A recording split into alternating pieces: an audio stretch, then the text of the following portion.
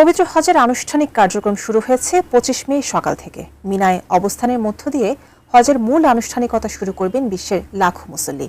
তবে এবারের হজের সময় মক্কায় ঘটতে যাচ্ছে বিরল মহাজাগতিক ঘটনা। ৩৩ বছর পর কাবা শরীফে থাকবে না ছায়া। সেই বিরল মহাজাগতিক ঘটনা নিয়ে বিস্তারিত জানাচ্ছেন শেখ ফরিদ। লব্বাইক আল্লাহুম্মা লব্বাইক লব্বাইক লা শারীকা লাক লব্বাইক ইন্নাল হামদা।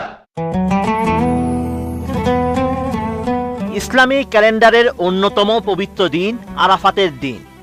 এবার এই দিনে ঘটতে যাচ্ছে এক বিরল জ্যোতির্বৈজ্ঞানিক ঘটনা।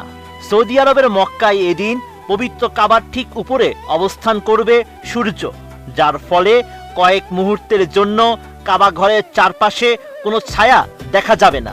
জ্যোতির্বিজ্ঞানীদের মতে এমন ঘটনা প্রতি ৩৩ বছরে মাত্র একবার ঘটে।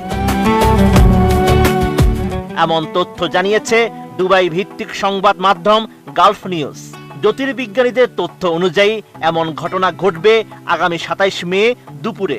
হিজরি ১৪৪৭ সালের ৯ জিলহজ অর্থাৎ আরাফাতের দিন সূর্য সরাসরি কাবার উপর অবস্থান করবে। ওই মুহূর্তে মক্কায় ছায়া পুরোপুরি অদৃশ্য হয়ে যাবে। কোয়ালিটি সম্পন্ন আন্তর্জাতিক মানের still bar CSRM, committed for better still.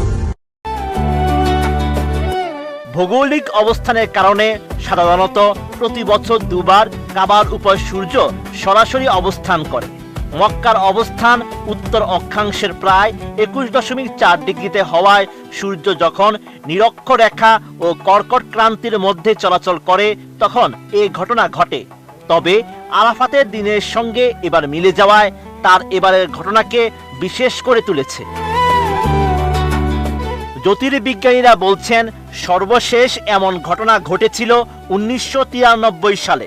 তাদের মতে হিজরি চন্দ্র বর্ষপঞ্জি ও গ্রেগরিয়ান সৌর বর্ষপঞ্জির পার্থক্যের কারণেই এই বিরল সমাপতন তৈরি হয়। চন্দ্র বছরের চক্র একই সৌর তারিখের সঙ্গে আবার মিলতে প্রায় ৩৩ বছর সময় নেয়।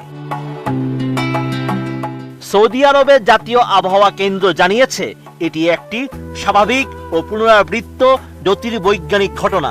এর সঙ্গে অস্বাভাবিক তাপমাত্রা বৃদ্ধির সরাসরি সম্পর্ক নেই।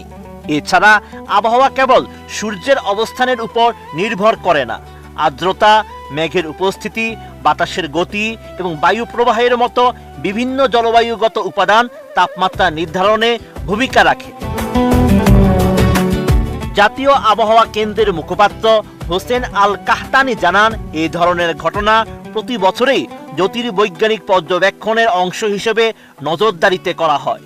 এই ঘটনাকে ঘিরে রেকর্ড গরমে যে দাবি করা হচ্ছে তা বৈজ্ঞানিকভাবে ব্যাখ্যা প্রয়োজন রয়েছে বলে মন্তব্য করেন তিনি।